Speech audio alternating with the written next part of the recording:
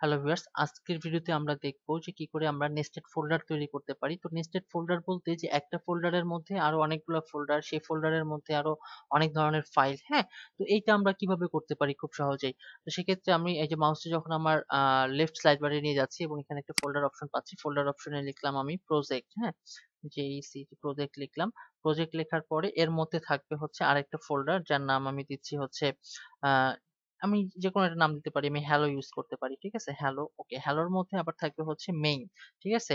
আচ্ছা, মেইনের মধ্যে আবার থাকবে হচ্ছে মার্কআপ, হ্যাঁ, মার্কআপ। ওকে, ঠিক আছে। তো এই যে আমার এটা কিন্তু তৈরি হয়ে গেছে। হয়ে যাবার পরে আমরা যদি মার্কআপের মধ্যে কি কি রাখতে চাচ্ছি, আমরা মার্কআপের মধ্যে রাখতে চাচ্ছি যে দেখুন এই যে মার্কআপ লেখা আছে এটাতে আমি ক্লিক করে নিচে আন্ডারলাইন তৈরি হচ্ছে, হ্যাঁ।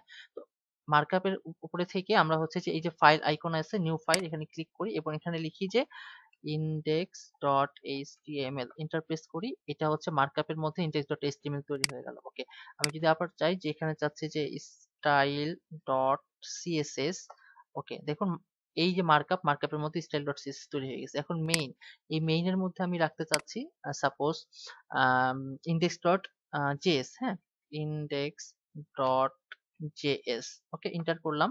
যে মেইনের মধ্যে কিন্তু এখন index.js আছে। আচ্ছা, এরপরে আমরা যদি আবার এই মেইনে থেকে যদি আমরা আবার ক্লিক করি যে আমরা লিখতে পারি সেটা হচ্ছে সাপোজ এখানেও একটা স্টাইল ডট সিএসএস দিচ্ছি, বা হচ্ছে যে আমরা যদি এখানে লিখি যে স্টাইল ডট জেএস, হ্যাঁ, STYLE স্টাইল ডট জেএস। ওকে, এখন কিন্তু এটা মেইনের মধ্যে আছে স্টাইল ডট জেএস এবং হ্যালো, হ্যাঁ। হ্যালোর মধ্যে আমরা আরেকটা ইন্ডেক্স রাখতে চাচ্ছি, জাস্ট আমরা এখানে লিখলাম index.html।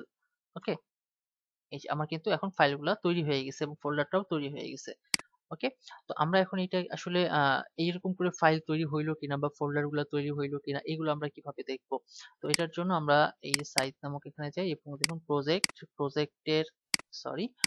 ওপেন করি। প্রজেক্টের মধ্যে হ্যালো আছে, হ্যালোর মধ্যে ইন্ডেক্স এইচটিএমএল একটা আছে এবং মেইনের মধ্যে কি আছে, মেইনের মধ্যে আছে মার্কআপ, তারপর index dot JS, style dot JS এবং মার্কআপের মধ্যে এইচটিএমএল এবং সিএসএস ফাইলগুলো আছে, ঠিক আছে।